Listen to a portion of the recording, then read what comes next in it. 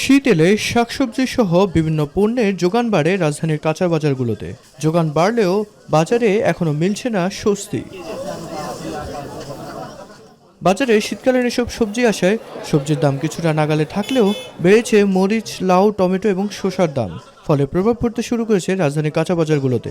বাজার দর মোটামুটি ভালো, কিন্তু মানে একটু বেশি আর কি। দেখা যায় আমি কালকে মূলা নিয়েছি 40 টাকা, আজকে 50 টাকা, মানে 10 টাকা বেড়ে গেছে।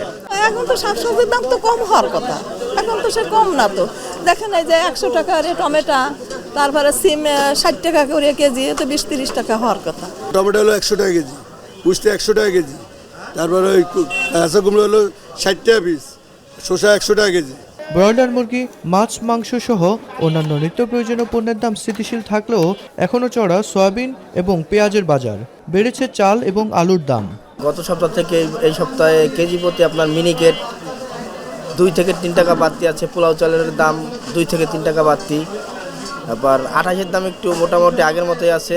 যেমন আলু 25 টাকা করে ছিল, আলুর দামটা এখন দেখছি একটু বাড়ছে, 30 টাকা করে উনি বলছে। পেঁয়াজের দামও সেম 10 টাকা করে বাড়ছে।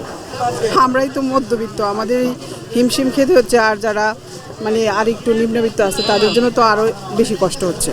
শীতকালীন পণ্যের যথাযথ বাজারজাতকরণ করলে স্বস্তি ফিরবে বলে মনে করেন ভোক্তারা। মিফতাক আলী, মাই টিভি, ঢাকা।